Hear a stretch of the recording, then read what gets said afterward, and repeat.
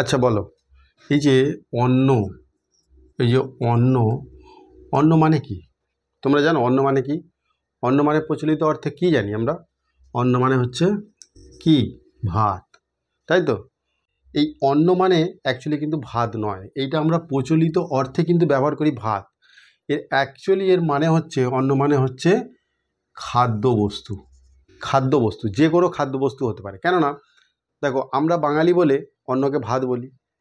তাহলে যারা রাজস্থানে আছে তাদের কাছে অন্ন মানে কি? তারা তো রুটি খায়।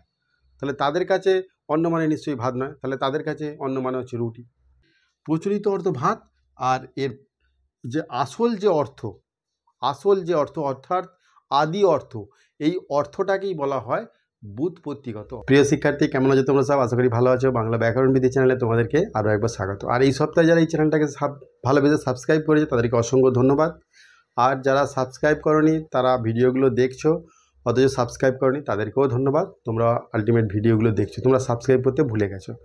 তো যাই হোক, তোমরা সাবস্ক্রাইব করে নেবে। সাবস্ক্রাইব করে নিলে পরে সবার আগে নোটিফিকেশানটা তোমার মোবাইলে চলে যাবে। এটা একটা শিক্ষামূলক চ্যানেল। তো এখানে বাংলা ব্যাকরণ ভিত্তিক, বাংলা টেক্সট বইয়ের যে সমস্ত বিষয় আছে সেইগুলো নিয়ে আলোচনা করি, এবং দেশ বিদেশের বিভিন্ন জানা অজানা তথ্য নিয়েও আলোচনা করি। তো চলো, আজকে বেশি বকবক করে ফেলছি। তোমরা যদি ক্লাস 6-এ পড়ো তাহলে তোমাদের জন্য এই ভিডিওটা একেবারে পারফেক্ট। কেননা তোমাদের দেখবে যে ভাষা চর্চা বইটা আছে, ভাষা চর্চার দ্বিতীয় অধ্যায়, সেখানে শব্দ গঠন এও তার শ্রেণীবিভাগ নিয়ে আলোচনা করা হয়েছে। তো সেই বিষয়টা নিয়ে আলোচনা করব। এর আগের ভিডিওতে আমি শব্দের গঠন অনুসারে শ্রেণীবিভাগটা করে দেখিয়ে দিয়েছি, তোমরা দেখে নিতে পারো। এই ভিডিও ডেসক্রিপশানে লিঙ্ক দিয়ে দেবো, তোমরা কিন্তু দেখে নিও। আজকে দেখো, অর্থের দিক থেকে শব্দের শ্রেণীবিভাগ, গঠনগত শ্রেণীবিভাগ করছি, আজকে কিন্তু অর্থের দিক থেকে শব্দের শ্রেণীবিভাগ। তার আগে জানবো আর একটা শব্দ, সেই শব্দটার নাম হচ্ছে ব্যুৎপত্তিগত অর্থ। এইটা অ্যাকচুয়ালি কি? এই ব্যুৎপত্তিগত অর্থ, এটা অ্যাকচুয়ালি কি? ব্যুৎপত্তিগত অর্থ দেখো, যখন আমরা শব্দটাকে ভাঙছি তখন এর যে আদি অর্থটা, অর্থাৎ যেখান থেকে উৎপত্তি হয়েছে, সেই অর্থটাকেই বলা হয় ব্যুৎপত্তিগত অর্থ। অর্থাৎ এক কথায় বলতে গেলে একটা শব্দের আদি অর্থটাকেই বলা হয় ব্যুৎপত্তিগত অর্থ। তাহলে তোমাদের মনে একটা কোশ্চেন আসবে, আদি অর্থ আবার মানে এখনকার অর্থ কি তাহলে আলাদা? অবশ্যই আলাদা, আলাদা আছে। তোমাদেরকে একটা উদাহরণ দিলে পারে তোমরা জিনিসটা বুঝতে পারবে। যেমন দেখো, এই যে অন্ন, অন্ন মানে কি? অন্ন মানে আমরা কি জানি? অন্ন মানে হচ্ছে, কিন্তু এই অন্ন মানে কিন্তু অ্যাকচুয়াল ভাত নয়। তাহলে কি? আমরা বাঙালি, আমরা অন্ন মানে ভাতকে চিনি। তাহলে যারা গুজরাটি বা যারা রাজস্থানী, তারা তো, তাদের মূল খাদ্য কিন্তু ভাত নয়, তারা রুটি খায়। তাহলে তাদের কাছে অন্ন মানে কি? রুটি। তাহলে মূল কথা কি দাঁড়ালো? তাহলে অন্ন মানে কিন্তু যে কোনো খাদ্যবস্তু। তাহলে অন্ন মানে হচ্ছে যে কোনো খাদ্যবস্তু। ব্যাপারটা ক্লিয়ার হয়েছে? এই খাদ্যবস্তুটাই হচ্ছে এই অন্নের আদি অর্থ, আর এইটাকেই বলা হচ্ছে ব্যুৎপত্তিগত অর্থ। এবার নিশ্চয়ই বুঝতে পেরেছ। আর আমরা প্রচলিতভাবে কি বলি? ভাত বলি। অন্ন মানে আমরা তো ভাত চিনি। আরও একটা উদাহরণ দিলে তোমরা জিনিসটা আরও ক্লিয়ার হবে। দেখো, এই যে মহাজন, মহাজন মানে কি তুমি জানো? মহাজন মানে, মহাজন হচ্ছে যারা সুদের ব্যবসা করে, মানে টাকা দিয়ে চড়া সুদ নেয় এবং সেইটাকেই বলা হয় সুদের ব্যবসা, মানে সুদখোর যাকে বলা হয় তাদেরকেই বলা হয় মহাজন। মানে চশমখোর, সুদখোর, এইরকম টাইপের লোকগুলোকে মহাজন বলা হয়।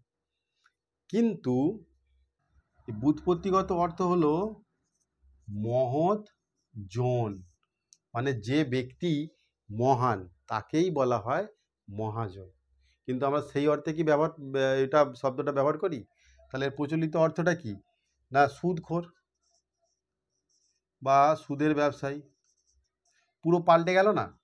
মহাজন কোথায় আর সুদখোর কোথায়? তাহলে এই মহৎজন কোথায় আর এই সুদখোর কোথায়? পুরো ব্যাপারটা পাল্টে গেল। তাহলে প্রচলিত অর্থ এক এক সময় এমনই হবে, পুরো তার বিপরীত ধর্মী হয়ে যাবে। আবার প্রচলিত অর্থ তার গায়ে গায়ে কিছুটা থাকবে। আশা করি বুঝতে পেরেছ। এবার দেখো, এর আবার তিনটে ভাগ আছে। তিনটে ভাগ আছে। কী রকম? অর্থের দিক থেকে শব্দকে তিনটে ভাগে ভাগ করা হয়। পরিবর্তিত যৌগিক শব্দ, আর 2 অপরিবর্তিত যৌগিক শব্দ, আর 3 হচ্ছে সংকুচিত যৌগিক শব্দ। এই 3টে ভাগ আছে অর্থের দিক থেকে, 3টে ভাগ আছে অর্থের দিক থেকে। তাহলে পরিবর্তিত যৌগিক শব্দ কোনটা? কারণ পরিবর্তিত যৌগিক শব্দ হলো যে যৌগিক শব্দগুলোর ব্যুৎপত্তিগত অর্থ এবং প্রচলিত অর্থ পরিবর্তন হয়, সেইটাকেই বলা হচ্ছে, সেটাকে কি বলা হচ্ছে না পরিবর্তিত যৌগিক শব্দ। তাহলে আমি যেটা বললাম আগে, যেটা বলছিলাম মহাজন, এই যে মহাজন পরিবর্তিত যৌগিক শব্দ, এই শব্দের বৈশিষ্ট্যটা কি? এই শব্দের বৈশিষ্ট্যটা কি? এটাকে বলা হয় পরিবর্তিত যৌগিক শব্দ। পরিবর্তিত যৌগিক শব্দ, পরিবর্তিত যৌগিক শব্দ একটা নিলাম মহাজন। এই শব্দের বৈশিষ্ট্যটা কি না? বৈশিষ্ট্যটা হচ্ছে এই যে ব্যুৎপত্তিগত অর্থ, ব্যুৎপত্তিগত অর্থের থেকে প্রচলিত অর্থ সম্পূর্ণ আলাদা। এইটাই হচ্ছে এই শব্দের বৈশিষ্ট্য, পরিবর্তিত যৌগিক শব্দ। যেটা আমি মহাজনের ক্ষেত্রে বললাম, মহাজন মানে হচ্ছে এর আদি অর্থ অর্থাৎ ব্যুৎপত্তিগত অর্থ মহৎ যে জন অর্থাৎ মহাজন, কিন্তু প্রচলিত অর্থটা পুরো তার বিপরীত, সুদখোর। মহাজন মানে হচ্ছে সুদখোর, যাকে বলা হয় সুদের ব্যবসায়ী। তাহলে পুরো দুটো অর্থই আলাদা হয়ে গেল। তাহলে এইটাকে বলা হয় পরিবর্তিত যৌগিক শব্দ। আবার দেখো, পরিবর্তিত যৌগিক শব্দ আছে, আবার অপরিবর্তিত যৌগিক শব্দ আছে। তাহলে অপরিবর্তিত যৌগিক শব্দ কি? অপরিবর্তিত যৌগিক শব্দ সেইটা কি? এই শব্দের বৈশিষ্ট্যটা কি? এই শব্দের বৈশিষ্ট্য হলো ব্যুৎপত্তিগত অর্থ যা, আর প্রচলিত অর্থ ঠিক তাই। যেরকম একটা শব্দ বলছি, দেখো পাঠক। এই যে পাঠকের ব্যুৎপত্তিগত অর্থ, অ্যাকচুয়ালি পাঠকটা কি করে হয়েছে না শব্দাংশ জুড়ে, ধাতুর সঙ্গে শব্দাংশ জুড়ে পাঠকটা হয়েছে। পঠ ধাতুর সঙ্গে অগ যুক্ত হয়ে পাঠক হয়েছে। তাহলে পাঠ মানে হচ্ছে পড়া, আর অগ মানে হচ্ছে কর্তৃত্ব, মানে যে পড়ে তাকে বলা হয় পাঠক। তাহলে যে পড়ে এর ব্যুৎপত্তিগত অর্থ হচ্ছে, তাহলে এর ব্যুৎপত্তি অর্থ ও প্রচলিত অর্থ একই থাকে। আমি মুখে বলছি, বুঝে নাও। এই অপরিবর্তিত যৌগিক শব্দের মূল বৈশিষ্ট্য হলো এর যে ব্যুৎপত্তিগত অর্থ অর্থাৎ আদি অর্থ আর প্রচলিত অর্থ একই থাকে, কোনো পাল্টায় না। পাঠক মানে হচ্ছে যে পাঠ করে, আর প্রচলিত অর্থ হচ্ছে যে পাঠ করে তাকেই পাঠক বলা হয়। যেমন দর্শক, যে দেখে তাকে দর্শক বলে, আর প্রচলিত অর্থ দর্শক অর্থই সেই একই, যে দেখে। ওকে, তাহলে পরিবর্তিত আর অপরিবর্তিত যৌগিক শব্দ অর্থের দিক থেকে এটা দেখা গেল। আরেকটা যেটা আছে সংকুচিত যৌগিক শব্দ, সেটা কি? সেইটার বৈশিষ্ট্য হলো না ব্যুৎপত্তি অর্থ ব্যাপক হলেও প্রচলিত অর্থ যে কোনো একটিকে বোঝায়। সংকুচিত যৌগিক শব্দ কি না ব্যুৎপত্তিগত অর্থ আর প্রচলিত অর্থের মধ্যে তফাৎটা কি আছে? সংকুচিত মানে হচ্ছে সংকোচন করা। একটা শব্দের ব্যুৎপত্তিগত অর্থ ব্যাপক অর্থে ব্যবহৃত হয়। ব্যাপক অর্থ মানে হচ্ছে ওটাও হতে পারে, সেটাও হতে পারে, আর ওইটাও হতে পারে, যে কোনো একটা হতে পারে। কিন্তু এর প্রচলিত অর্থ সবাইকে না বুঝিয়ে, সেই ব্যাপকতরতে না গিয়ে কোনো একটি নির্দিষ্টকে বোঝানো হয়, মানে সংকোচন করে নেওয়া হলো, একটার মধ্যে দিয়েই সীমাবদ্ধ থাকলো, সেইটাকে বলা হয় সংকুচিত যৌগিক শব্দ। একটা উদাহরণ দিলে বুঝতে পারবে। যেমন দেখো, আমার বইয়েতেই আছে তুরঙ্গম।